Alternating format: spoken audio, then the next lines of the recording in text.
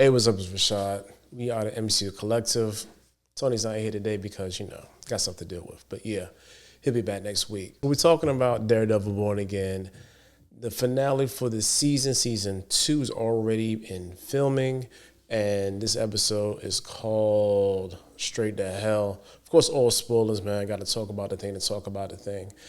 This episode kind of encapsulates what this season has been. And outside of the restructuring of the show, the season has been Kingpin always being 3, 4, 5 steps ahead of everybody. And this episode culminates into that concept because we see by the end of this, he has everything he wants. He has Red Hook. He has all of his opposition either dead or in cages in Red Hook. And he also has Vanessa. Everything that he set out to get at the beginning of this, that's exactly what he has. So even when we was reviewing this earlier on and we called that man a simp, and definitely got to apologize because he was not simping. He was plotting and he was lying in wait like a really big, overweight tiger that's still strong.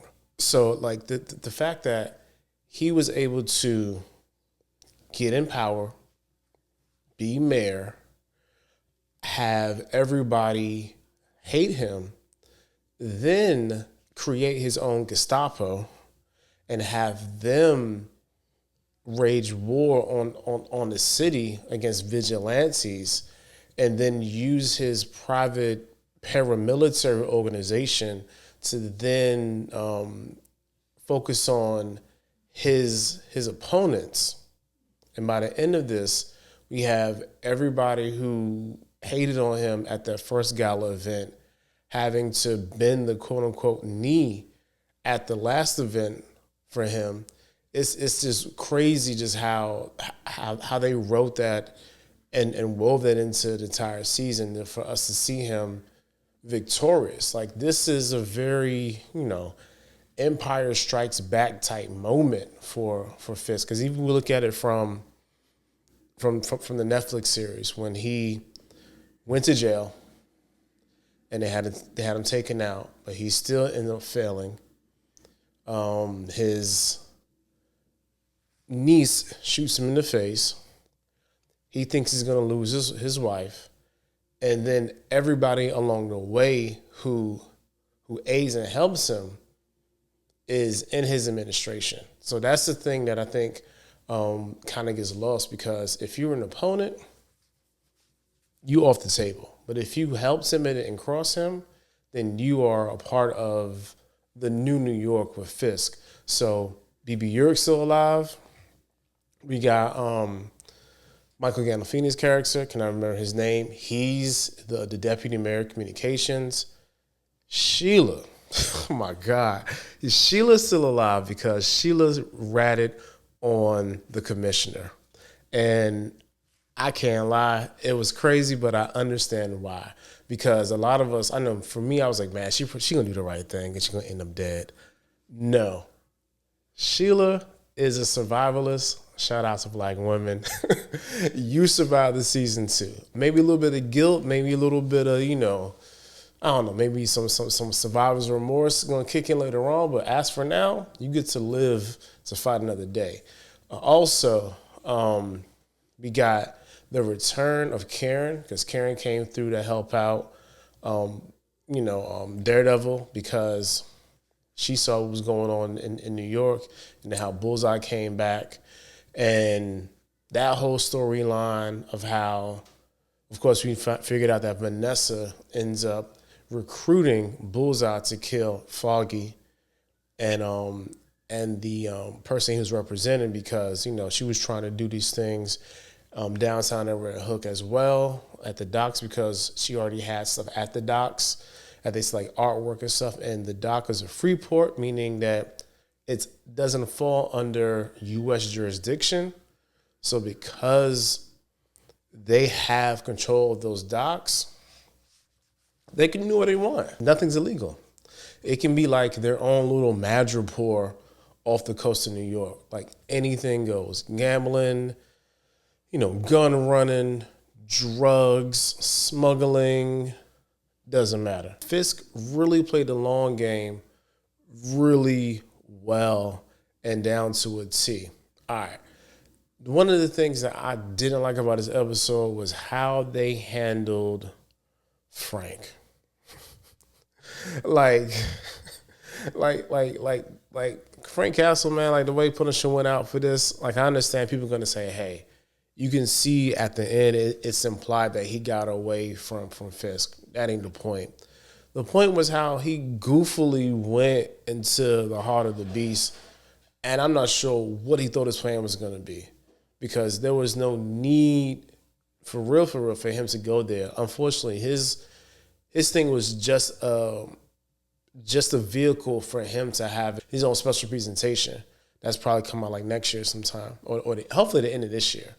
So if we end up if we start where we ended up, if him killing dude and getting out of there, then I get it. However, the fact that they made that the focal point for him to do that, it just was kind of convoluted because somebody was like, well, maybe you got to go into the lines then. And I'm like, well, that's a lot of faith in yourself knowing that you're not going to get put in a casket because they were just wailing on him, taking turns. I'm not really taking turns. It's just the one black guy because there's a lot of black people in this episode taking L's too. So I don't really understand what the Punisher thought he was going to accomplish by going there and doing this. I don't even know, grand heroicism, or I'm just going to tell these sycophants to the emblem that y'all suck and I hate y'all.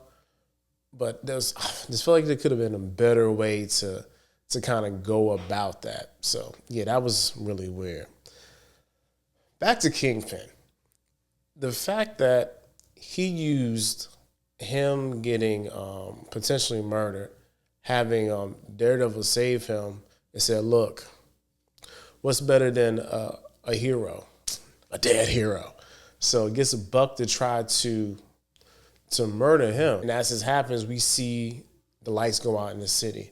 This man talked to let me bring in the man from Con Ed, another black guy. You want to get the black people do all the dirty work this episode. So he gets the dude from Con Ed. Con Edison, if you not know, is from New York. That's the electric company. So boom, power's out. Buck is in there. He's trying to find Matt, kill Matt. Matt he's out. He hears a really random footsteps because he got the echolocation, he's a fancy dolphin, and gone. Lights is out, electricity's out, so we got a blackout in New York City. Last time that happened was I think 02 or 03, maybe something like that. It actually happened in real life and it was crazy. So people start looting and all this stuff. So he uses this as a guise to organize everything. So all of his crew ends up converging on Red Hook. Buck is trying to kill Daredevil. Frank ends up at his house. He just there chilling. And we got Daredevil still in his hospital gown, booty cheeks out. Even Frank made a joke about that. The anti-vigilante task force converges on his apartment, and we have a showdown, and of course Daredevil ends up getting away with Punisher, and the black dude with the real with the little light eyes, they end up trapping him, and essentially, I'm not even sure if he survives because the whole place ends up blowing up.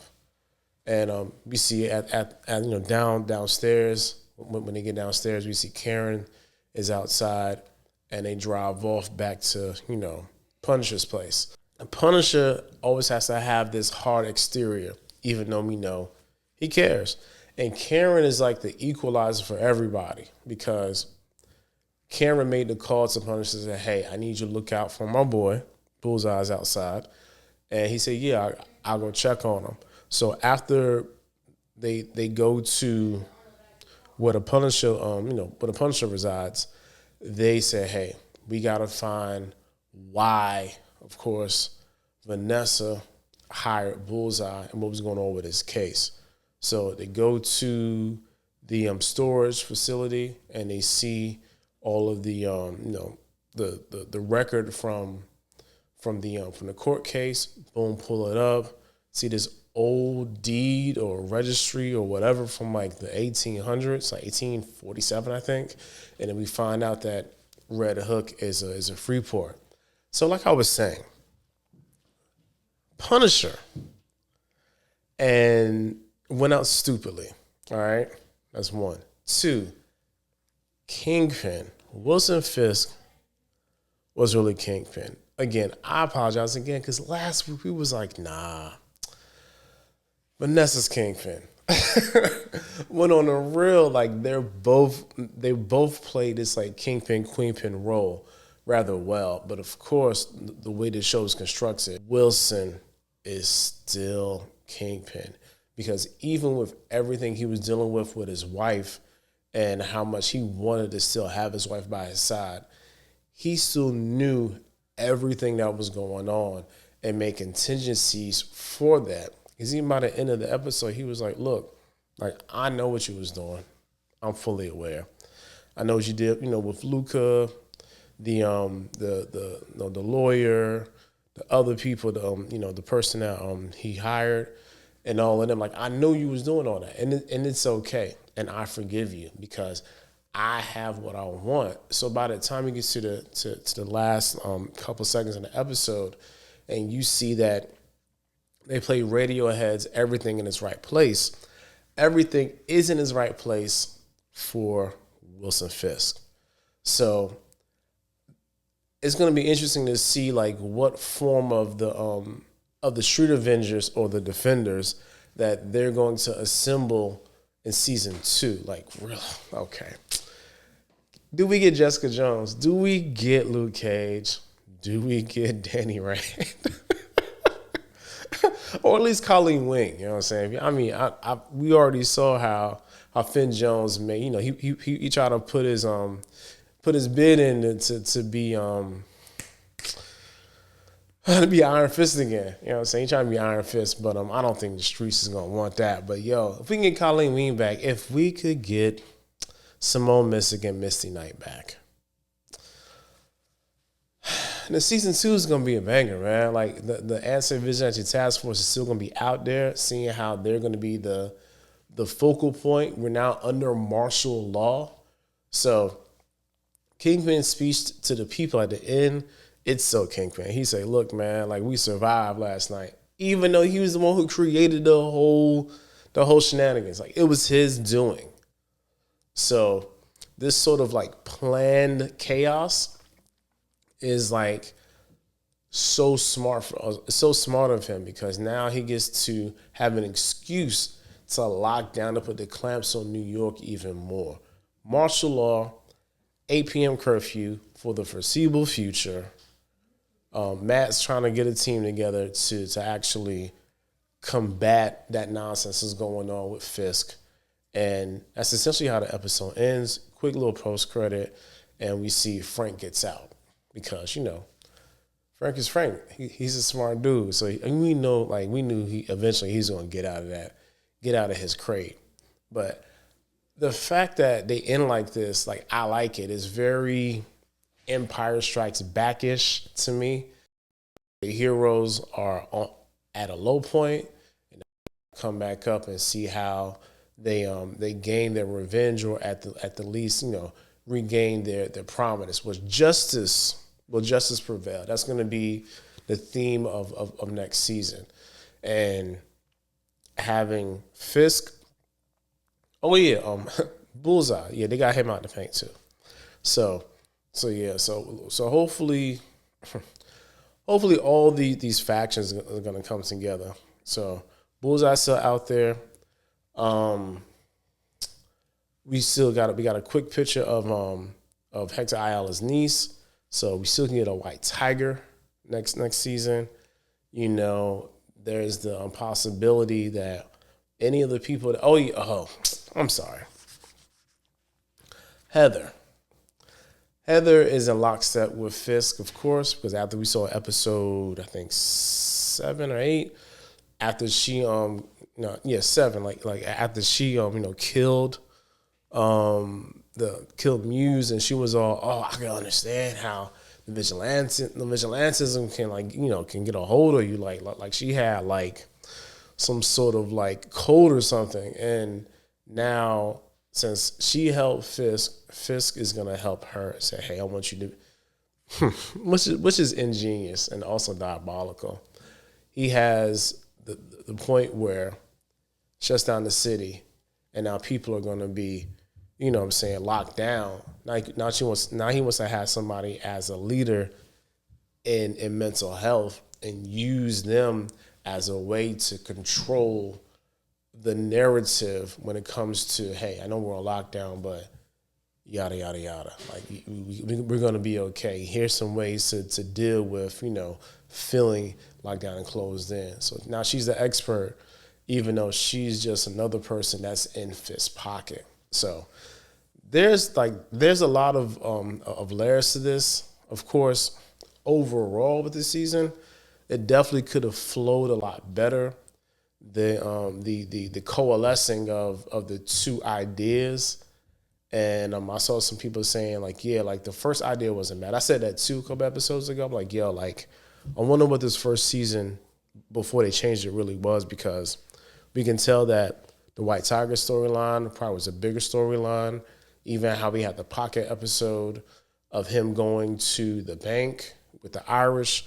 Like, there's a lot of things that probably were pretty decent, but reincorporating OG characters from Netflix, making it more of a continuation than a reimagining, I think that's going to do them well moving forward.